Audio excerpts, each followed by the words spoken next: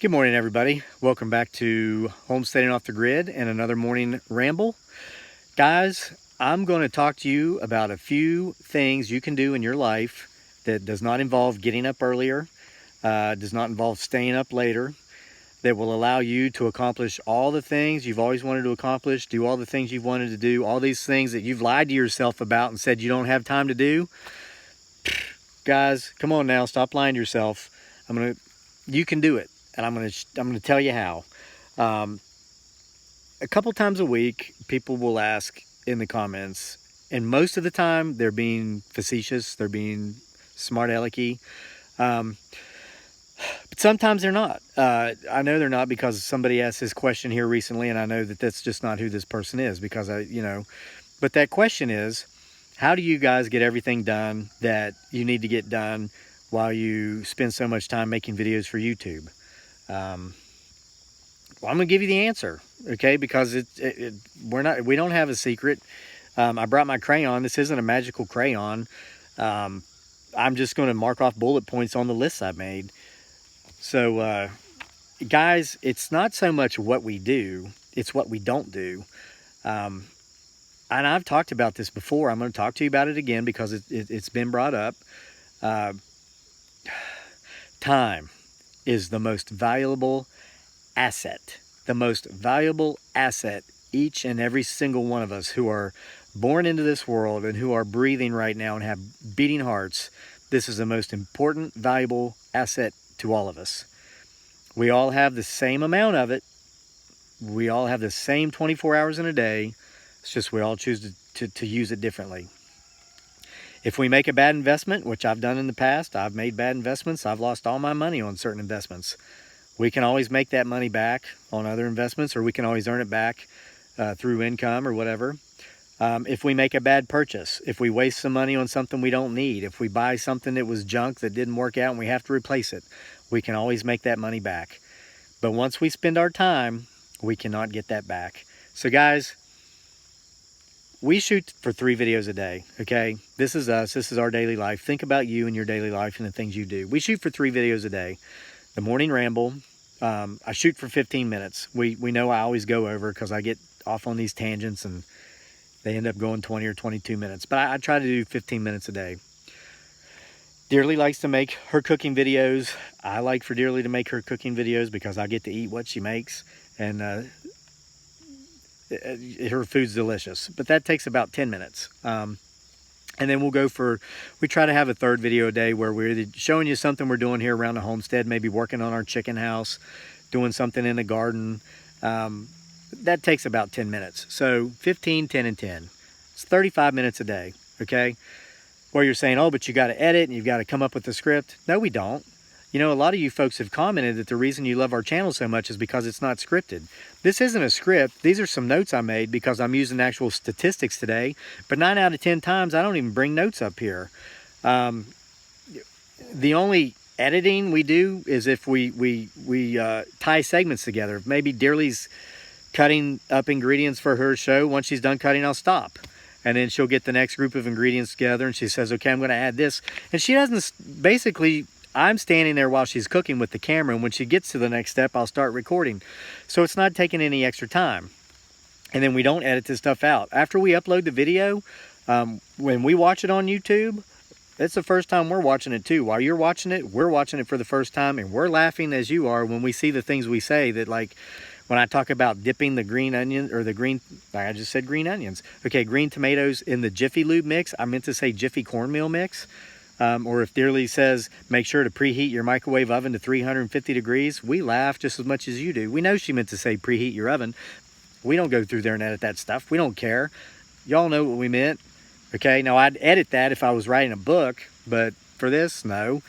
Okay, now, while these videos are uploading, like this morning ramble, it'll take about an hour to upload. While it's uploading, I'm going to run. I'll run just a couple miles. I'm still getting back in shape. And then I'll lift a little bit of weights, do some push-ups, flutter kicks, all these things. And then I'll go, oh, wow, look, the video's uploaded. I'll click publish. So it's not like I'm sitting here wasting an hour of my life waiting for this video to upload. I'm getting my exercise in. And guys, I mean, just a quick note on that. If you want to have more energy during the day, yes, we know I get up at 4. I was up till after midnight last night watching a movie with Dearly. The better shape you're in, the more fit you are, the more energy you're going to have. And I do take a nap in the afternoons. I have that luxury because I work from home. Harry Truman swore by his afternoon naps. He died at 98. He lived a long life, and he died because he fell in his bathroom, hit his head on the sink, and would later, just a few days later, succumb to those injuries.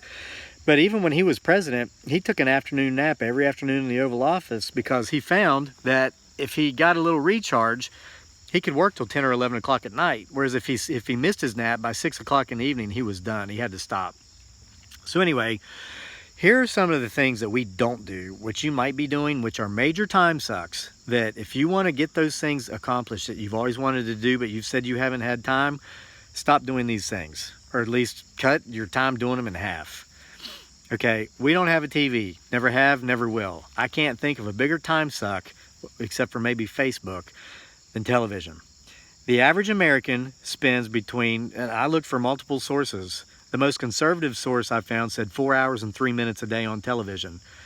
Some said 5 hours and 4 minutes a day, but roughly 30 hours a week. The average American spends 30 hours a week watching television.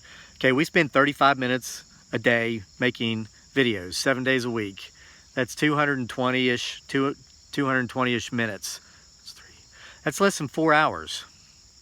60, 120, 360. Yeah, I mean, it's like 2 hours, 20 minutes a week on making YouTube videos. And if you're saying, how do you guys have time to do that? Are you spending 30 hours a week watching television? And if you are, why are you asking me how I'm finding 2 hours and 20 minutes a week to make YouTube videos? Just saying. Okay, Facebook. The average American, it says, spends 50 minutes a day on Facebook, but these numbers are skewed down because of all their new users who don't know how to navigate Facebook, who get frustrated with it and stop, but who, once they learn how, they spend more time. So let's call it an hour. Okay, that's 7 hours a week. That's almost 3 times the amount of time in a week that my family and I spend making these videos. And then the average American over 18 spends 2 hours and 51 minutes a day on their smartphones. You've seen my phone in other videos if you're a loyal subscriber, and thank you if you are. But I still have a flip phone. I do the pay-as-you-go preload. I spend less than $100 a year on cell phone usage. So if you take the amount of time the average American spends, 30 hours a week watching TV, 7 hours a week on Facebook, 3 hours a day on smartphone usage, that's 40 hours a week. 40 hours a week. That is a full-time job, watching TV, using Facebook, and being on a cell phone. We spend 2 hours and 20 minutes a week making videos. Okay, now let's talk about work, because other people have said you need a job. If you can make 3 videos a week or 3 videos a day, you have too much time on your hands. You need to get a job. Okay, I have a job. Fortunately, I work from home. I'm a writer. That's my livelihood. I've done it for many, many years. It's working for us, okay? Now, sometimes times are really, really good. Times are so good, you can afford to move to the United States and buy a 6-acre homestead. Sometimes things are really, really bad. Sometimes things are so bad that if you don't do something differently, you're going to lose your 6-acre homestead. I mean, guys, it's up and down. It's up and down. I accept that volatility because I absolutely love what I do. There are 2 things in this world I'm passionate about. Number 1's my family. Number 2's my writing. So anyway, here not too long ago, I had to do something differently because I was not going to lose my homestead, my family's home. That's, most important. And again, I've said this before. When I look at it down there and I don't see a house. I don't see the beautiful 6-acre property. I see the accumulation of 10 years of the hardest work I've ever done in my life to get out of a place I was stuck and seemed to have no hope to ever leave, to get back to the United States, bring my family with me, and buy a home for us. When I look at that house, I see the writing 10,000 words a day for 5 years, reading 10 novels a month for 5 years, living off of rice and whatever vegetation we could dig up from the jungle around us, going without electricity, going without water, all these things. If you've been following the channel, you know my story, being in the Philippines for 6 years, having everybody in my life that I knew walk away from me, leave me written off for dead, except for my beautiful bride and our beautiful son. So that's what I see. So when I had to go get a job because the downtimes with the writing was so bad, I went and got a job and never thought twice about it. Fortunately, things have turned around. I was able to leave that job, so here I am. But while I had that job, I was a mailman in Charlottesville for 6 months. I spent 28 minutes a day driving to work, and I spent 28 minutes a day driving home from work. 56 minutes driving. Let's call it an hour. Okay? I type 50 words a minute, and probably faster, but the average typist goes 40 minutes or 40 words per minute. Secretaries do 75 per minute. I probably do 60, but I'm going to say 50. That's 600 words an hour. Okay, so in the amount of time I spent driving to work and from work, I could have written 600 words. My novels, the first draft, are roughly 60,000 words. My novel, Isle of Capri, was 57,000 words, finished product. Off Switch was 53,000 words. The first drafts were probably 60,000 words because I follow Stephen King's formula for the second draft, which is second draft equals first draft minus 10%. Take out a lot of unnecessary words. So I can write. It takes longer, of course, with coming up with the idea, coming up with the storyline. Sometimes I'll get stuck when I'm almost finished with a book. For instance, The Box, my last novel written last year. I was down to the closing scene, just didn't know what it was. It took me 3 months to come up with it. Didn't write a word. But let's just go with typing the words themselves. Every 2 months I can type 60,000 words. Okay, so in the 6 months I worked at the post office, I could have written 3 novels. Type, okay. That time when I was driving, I wasn't getting paid for it. I wasn't being reimbursed for gas or mileage because you only get reimbursed once you've reached your place of work, and then if you have to do any driving associated with work, then you have to go back to work, and then you have to go home. I was just going to work and back. So anyway, a lot of time wasted there. Now, I mean, we're up to we're at 47, 50 hours a week right now. The average American watching TV, Facebook, cell phones, driving to work and back 50 hours a week. Guys, it's not hard for us to find the 2 hours and 20 minutes a week we spend making these videos. And let's say you don't want to make videos, but there's something out there you want to do. What is that thing you want to do that you say you don't have time to do?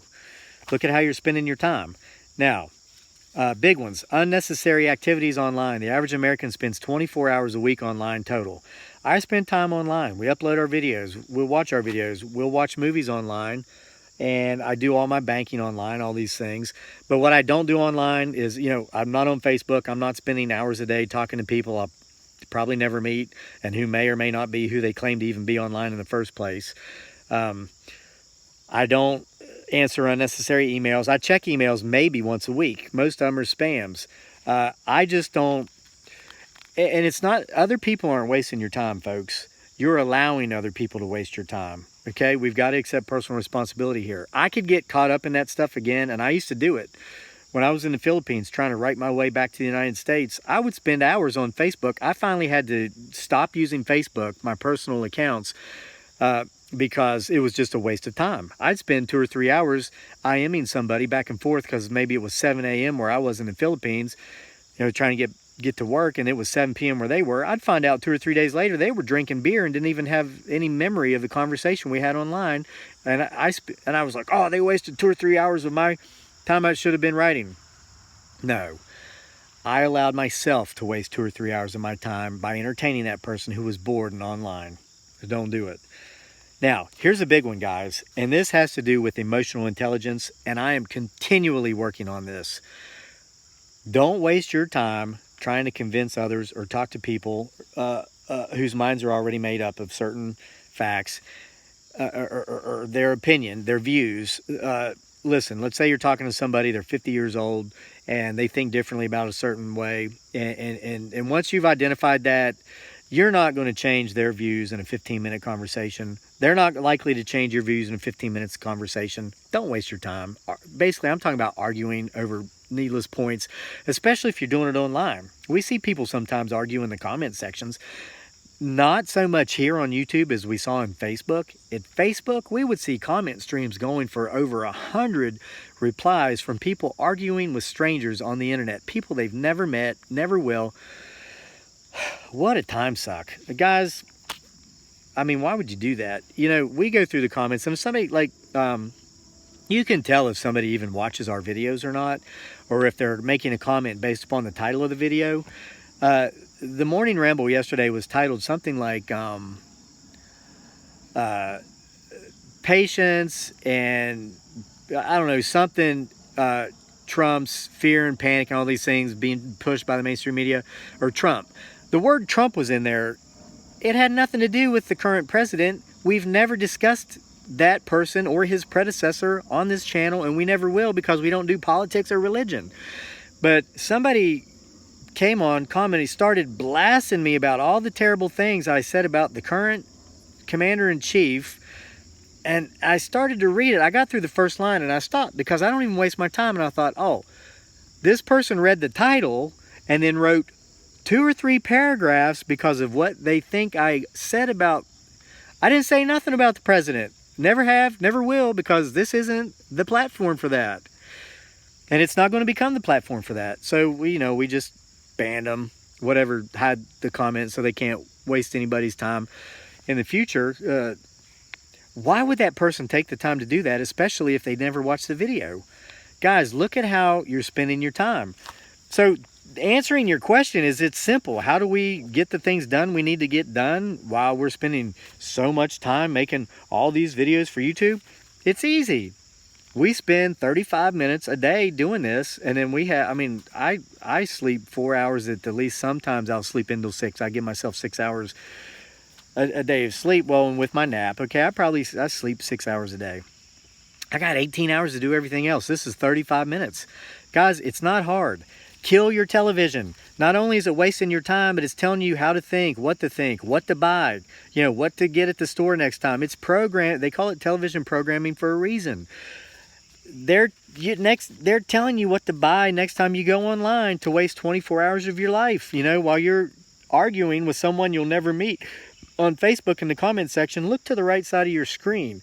Those products being promoted for you to purchase, that's because you've been Googling those products trying to find the best deal because the television told you to buy it. Guys, it's running your lives. Stop. I've said it before. I'm going to say it again. I'll sound like a kook, but the more apt name for this channel really should be called Homesteading Off the Matrix. Yeah, we still have electricity. We're on well water, and we want to get solar panels someday. We do envision being completely off the grid, but folks, we're off the matrix. And that's the modern day grid. Kill your television. Look at how much time you're spending on Facebook, and how much time are you spending on your cell phone? I'm glad you're watching our videos on your cell phone, but after this video, I challenge you to turn it off, put it down, and go outside and just look at the trees, look at the buildings. If you're living in town, go for a walk, get some exercise, and look at your surroundings while you're doing it. Don't look to see who just hit you up on Facebook. So, I don't know. But the people who you're not going to convince, you're not going to argue. Once you see that, I started to have a conversation with a guy yesterday at a birthday party, and he was trying to entrap me into saying things that I didn't say so he could have some sort of one of these intellectual elitist sparring sessions. Guys, I don't waste my time with that nonsense either. I smiled politely and excused myself from the conversation to go talk to someone else. I'm just not going to waste my time, because I'll never get that time back. I'll never get that time back, and neither will you. So it's easy to make the time to do the things we want to do if we stop wasting time doing all these things we don't need to be doing. And we got to stop lying to ourselves saying we don't have time. Yeah, we do. So I'm going to hook or link another video to the end of this one titled, No One Owes Us Anything, but Here's How We Can Have Everything. Something to that effect. Because that kind of gives more information and more detail about a lot of the things I just discussed. If you missed that one, you need to go back and watch it. So I'm going to wrap up with this, because I need to get down there and start spending my time the most important way I know to spend it throughout my day, and that's with my wife and my son, because they're about to wake up. So while this video is uploading, I'm going to be snuggling with my son. I'm going to be snuggling with my wife. I'm going to make her coffee and let her drink it in bed like she does every morning while she wakes up slowly. And maybe I'm not going to run. Once this video is uploaded, I'm going to publish it, because I'm going to take the full hour just to spend my time with them and snuggle. And then while either Dearly's cooking breakfast or maybe Daniel's cooking breakfast, because he does sometime. I'll get my workout in, and we'll come up with another 20 minutes somewhere down the road today to make our other 2 videos, and we hope you guys watch, and we appreciate the fact that you do. Guys, our time is our own, and it's what we make of it. So I hope I helped you come up with some ideas on how to stop wasting it today. Thank you for watching, and FYI, today's Sunday, as of this recording, September 16th, 2018. It appears as if we're completely out of the Hurricane Florence's way. Just to give you a little update on that, we're getting some drizzle, but it seems as if that's gone way south and west of us. Thank you for your concern. And I'm going to give you a parting shot of the homestead. I'm underneath the big old giant oak tree because there is a little bit of drizzle out here. So here's a view from a different angle. You guys have a wonderful day. I hope you make the time to do all the things that are important to you today, and that you waste less time doing the things you don't need to do. And we'll see you next time for more at Homesteading Off the Grid.